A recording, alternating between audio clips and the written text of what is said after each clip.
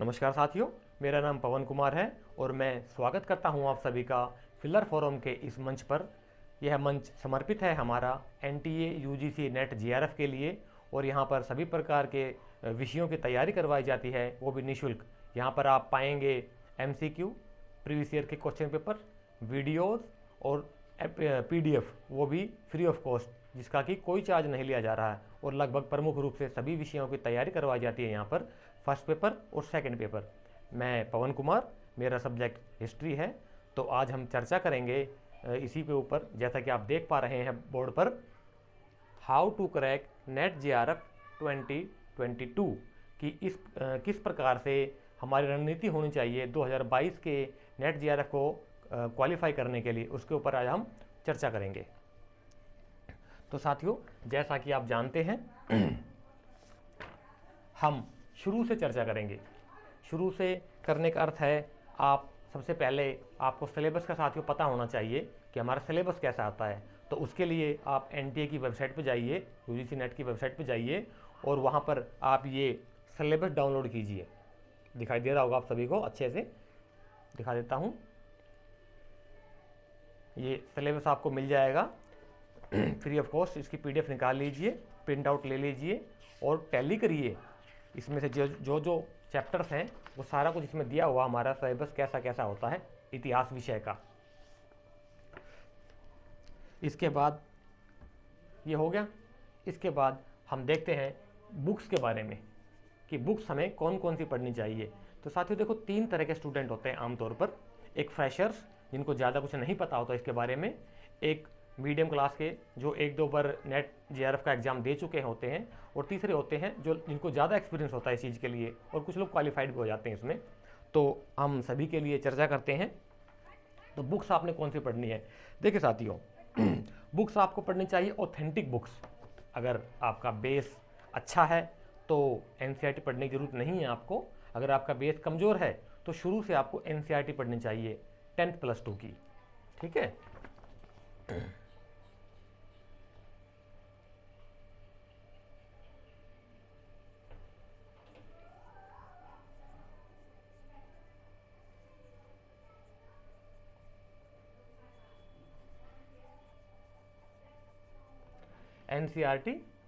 NCERT पढ़नी चाहिए आपको आर.एस. शर्मा की। वो कौन सी क्लास की? 10th to 12th, 10वीं और 12वीं क्लास की एनसीईआरटी उठा लीजिए।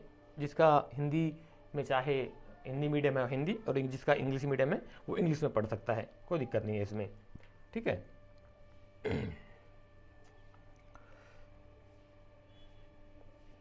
अगर यहाँ पे आपका बेस आपका अच्छा है तो आप पढ़ सकते हैं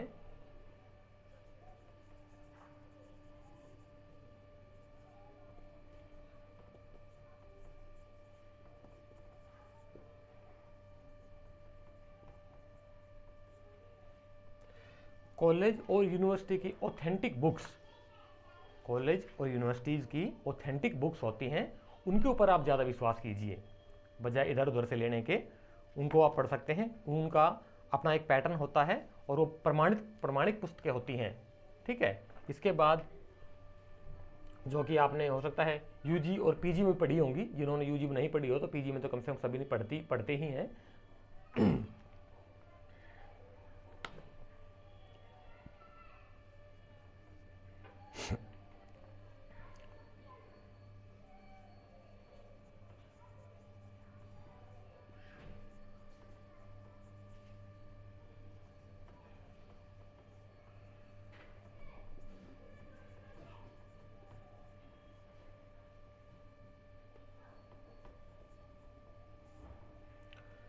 रिसर्च बेस्ड ऑथेंटिक बुक्स।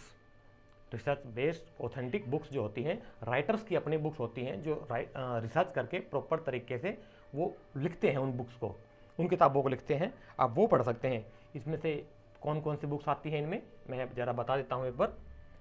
ये चलो यहाँ ले लेते हैं।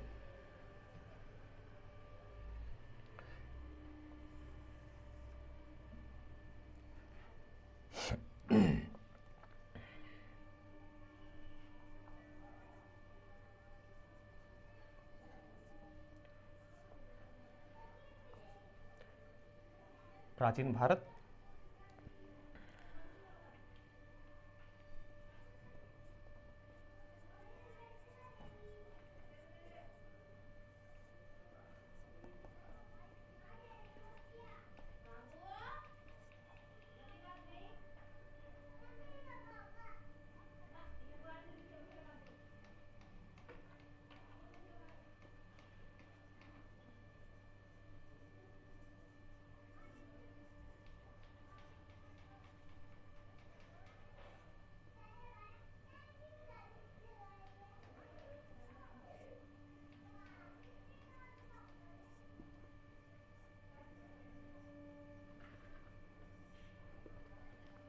ये कुछ प्रमुख किताबों के नाम हैं जिनमें से आप पढ़ सकते हैं। के.सी. श्रीवास्तव और एस.के. पांडे की काफ़ी हालांकि मोटी मोटी किताबें गाइड बुक होती हैं ये। इनमें थ्योरिकल ज़्यादा दिया होता है, कॉन्सेप्ट पूरा क्लियर हो जाएगा आपका इनको पढ़ने से। लेकिन फिलहाल जो है ये आईएएस और यूपीएससी के स्टूडेंट ज़्यादातर पढ़ते हैं क्योंकि उनको मेंस लिखना होता है, तो डिस्क्रिप्टिव में ज़्यादा होती है। इसके बजाय सौरभ चौबे और पप्पू सिंह प्रजापति, ये जो दो बुकें हैं ये ज़्यादा अच्छी मानता हूँ मैं क्योंकि इन बुक्स के अंदर साथियों क्या है, फैक्ट्स बहुत ज़्यादा दे रखे हैं और फैक्ट्स का ही खेल होता है हमारे नेट के अंदर। फैक्ट्स वहाँ से उठ करके यूं के यूं हमारे सब्जेक्ट क्वेश्चन पेपर्स में आते हैं। तो ये दो बुक्स, इनमें से कोई भी एक बुक्स आप पढ़ सकते हैं। नंबर 2 पे आता है हमारा मध्यकालीन।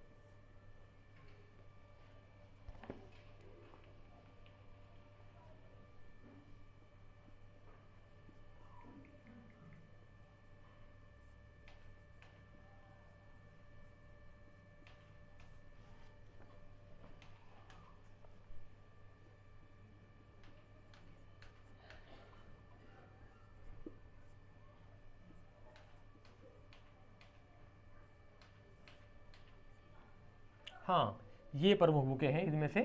और सतीश चंद्रा की काफ़ी अच्छी बुक मानी गई है, यूपीएससी वाले पढ़ते हैं इसको, लेकिन डिस्क्रिप्टिव में है। इसमें फैक्ट्स कुछ मुझे कम लगी क्योंकि मैंने सारी बुक्स पढ़ी हैं ये, तो इनकी बजाय ये दो बुक्स ज़्यादा अच्छी लगी मुझे। इनके अंदर फैक्ट्स ज़्यादा हैं। पप्पू सिंह की प्रजापति में अगर आप जाओगे तो इसके 2 वॉल्यूम मिलेंगे आपको, तराइन से पानीपत 1216 से लेकर के 1526 तक, और मुगलकालीन भारत। मुगलकालीन भारत में आपका आ जाएगा 1500, इसमें लिख देता हूँ यहाँ पर,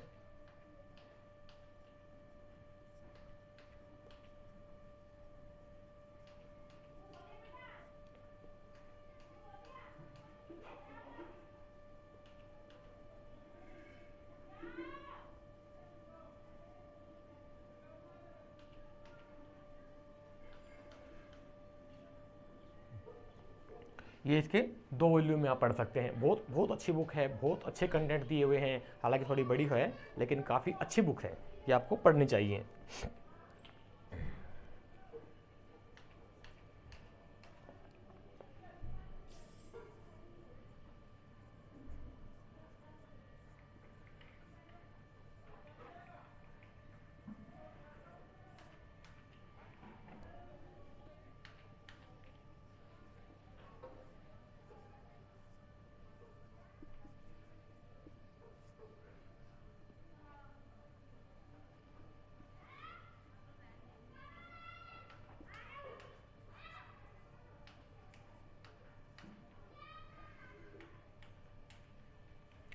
आधुनिक भारत में आपकी आती है विपिन चंद्रा और स्पेक्ट्रम, दोनों ही अच्छी बुक हैं। स्पेक्ट्रम थोड़ी बड़ी बुक है लेकिन कंटेंट काफ़ी अच्छे दिए गए हैं इसके अंदर, और राजीव अहीर के द्वारा लिखी गई है ये, जो खुद एक आईपीएस है, तो काफ़ी अच्छी बुक है ये भी। ठीक है, ये यहाँ तक का क्लियर हुआ। ये हमारी प्रमुख प्रमुख किताबें आ गई हैं इसके अंदर। ये हमने बता दिया कि आप स्टार्टिंग से कैसे तैयारी कर सकते हैं अपनी। ये हमारी प्रमुख किताबें आ गई है। ठीक है, अब थोड़ा हम टाइम टेबल की बात कर लेते हैं।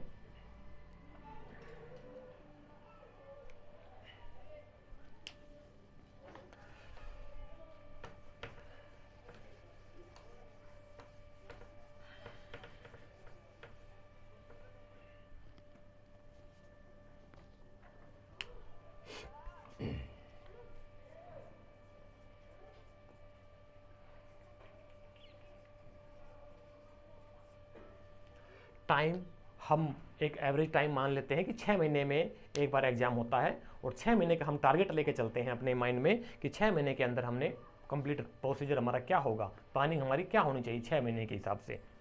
तो 6 महीने में ये हो गया हमारा, और ये आवर्स,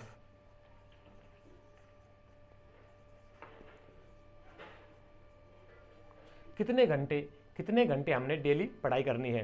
तो साथियों देखिए, काफ़ी बड़ा सब्जेक्ट होता है हमारा, पूरा कवर करने के लिए आपको अच्छा टाइम देना पड़ेगा इस चीज़ के लिए। कुछ बच्चे ऐसे होते हैं कि ज़्यादा समय में कम गेन कर पाते हैं, कुछ बच्चे ऐसे होते हैं जिनकी अंडरस्टैंडिंग पावर काफ़ी अच्छी होती है, तो ज़्यादा कंटेंट को कम समय में कवर कर लेते हो। तो ये वेरी करता है स्टूडेंट टू स्टूडेंट, मतलब हर सब विद्यार्थी का अपना एक माइंडसेट होता है, अपनी सोच समझ होती है, उसके अनुसार उसकी गेन करने की क्षमता होती है।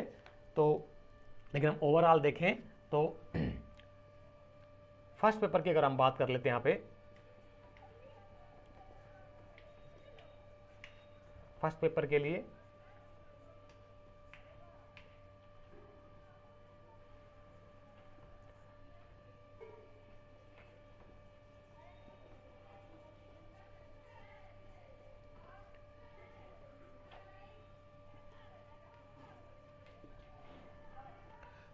के लिए कम से कम आपको 2 से 4 घंटे डेली देने चाहिए, और सेकंड पेपर के लिए 4 से 6 घंटे आपको पढ़ाई कंटिन्यू करनी पड़ेगी साथियों, तभी जाकर के आप क्वालिफाई कर सकते हैं। 6 महीने का हमने टाइम लिया, 6 महीने हमने डेली पढ़ाई करी 2 से 4 घंटे फर्स्ट के लिए, सेकंड पेपर के लिए 4 से 6 घंटे। इसके बाद वीकली रिवीजन बहुत जरूरी साथियों, वीकली रिवीजन। हर सप्ताह आपने 6 दिन मान लो पढ़ाई की 4 से 6 घंटे तक, और हर हफ्ते के एंड में संडे को आपने जो भी आपने पढ़ा है एक हफ्ते का, उनको रिवीजन करना है। हर हफ्ते रिवीजन करना है, और महीने के एंड में जैसे ही महीना हमारा ख़त्म होने को होता है, लास्ट के 1-2-3 दिन आपने नोट कर लीजिए, उसमें जो पूरे महीने आपने पढ़ा होगा उस सब की रिवीजन करनी होगी आपने, ठीक है। ऐसे ये आपको देना पड़ेगा करीब 4 महीने तक लगातार ऐसा। ये पैटर्न जो बताया है हमने, ये आपको कितने देना टाइम तक देना पड़ेगा, लगभग 4 महीने। 4 महीने तो आप पूरा सिलेबस आपका ख़त्म हो जाना चाहिए। ऐसा अपना वो बनाइए शेड्यूल कि 4 महीने में लगभग आपका सारा सिलेबस कवर हो जाए। उसके बाद आपने नेक्स्ट मंथ में क्या करना है, 5th मंथ में, 5वें महीने में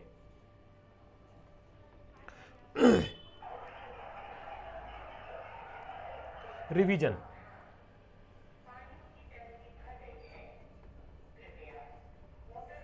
रिवीजन 5वें महीने में आपने जो भी सिलेबस पढ़ा है सबका रिवीजन मारना पड़ेगा साथियों, 2 से 3 बार कम से कम।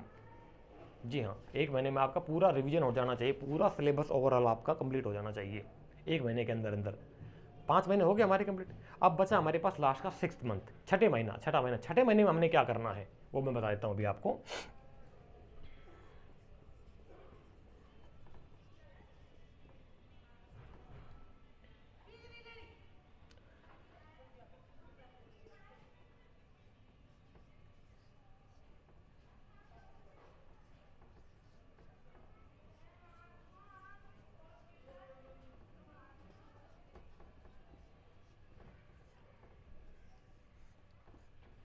छठे महीने की जो स्ट्रेटेजी रहेगी हमारी वो ये रहेगी, प्रीवियस ईयर्स के क्वेश्चन पेपर्स मैक्सिमम जितने हो सके, एमसीक्यू, मल्टीपल चॉइस क्वेश्चंस और मॉक टेस्ट, ये दबा के लगाने हैं आपने लास्ट के 1 महीने के अंदर।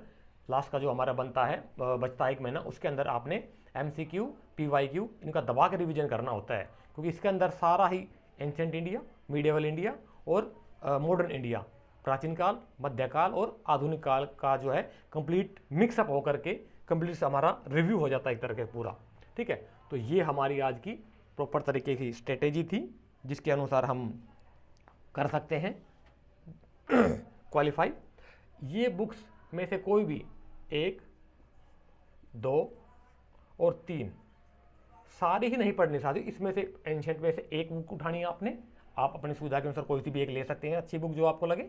मैंने रिकमेंडेशन में दे दिया है कि आप कौन सी लेनी चाहिए, कौन सी नहीं लेनी चाहिए आपको। सेकंड में से भी एक ही लेनी है आपने, सारी नहीं पढ़नी है, बहुत ज़्यादा हो जाएगा। अगर आप सारी पढ़ना चाहोगे तो नहीं पढ़ पाओगे, कन्फ्यूज हो जाओगे। और इसी प्रकार से आधुनिक भारत के अंदर से भी आपको कोई भी एक बुक उठानी है और उसका अच्छे से तैयारी करनी है उसी के अंदर से, ठीक है। तो ये थी आज की हमारी complete strategy net GRF qualify करने के लिए 2022 का।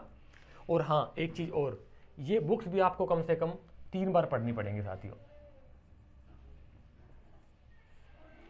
फर्स्ट, सेकंड, थर्ड, प्राचीन काल, मध्यकाल और आधुनिक काल, इन तीनों में से भी आपको एक बार 3 बार ये बुक्स पढ़नी पड़ेगी। एक बार पूरी पढ़नी पड़ेगी उस पर, और हाँ, नोट्स बनाने पड़ेंगे साथ साथ आपको। यहाँ ले लेते हैं थोड़ा सा नोट्स।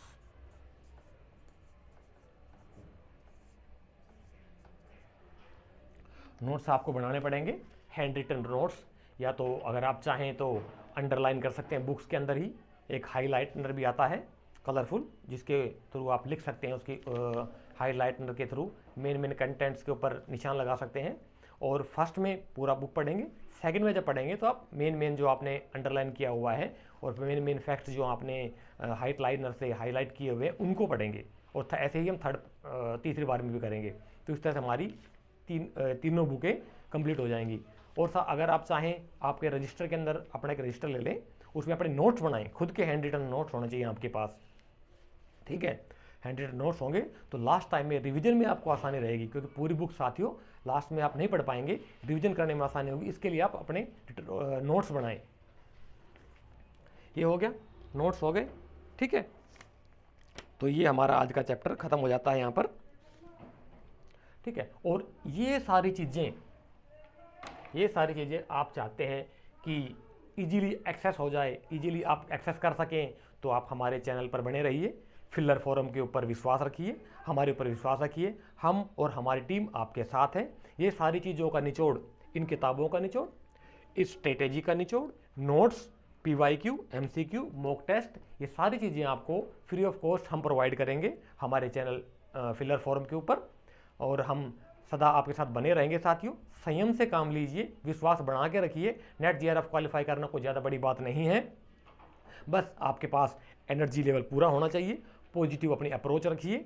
और एक चीज़ और क्या कहते हैं कि एक स्वस्थ शरीर में ही एक स्वस्थ मस्तिष्क का निवास होता है। तो आपकी हेल्थ अच्छी होनी चाहिए, उसके लिए आप फिजिकल वर्कआउट कर सकते हैं, ताकि आपके माइंड सेटिंग सही बने रहे और नेगेटिविटी से बचे रहें, नेगेटिव लोगों के साथ ना रहें, नेगेटिव माहौल में ना रहें। एक पॉजिटिव अप्रोच लें, एक पॉजिटिव अप्रोच लेके चले, जोश और जुनून के साथ लगे रहें। हम और हमारी टीम सदा आपके साथ रहेगी साथियों, हर कदम पे हम आपको सपोर्ट करेंगे। और आज हम इस सेशन को यहीं पर ख़त्म करते हैं। तो आप कमेंट बॉक्स के माध्यम से हमें अपने सुझाव देते रहिए कि हमारी ये क्लास आप सभी को कैसी लगी। इसमें कुछ प्लस माइनस करना हो तो भी लिख सकते हैं, हम उनका उत्तर देने की कोशिश करेंगे। तो नेक्स्ट वीडियो में फिर मुलाकात होगी, तब तक के लिए जय हिंद, जय भारत। धन्यवाद साथियों।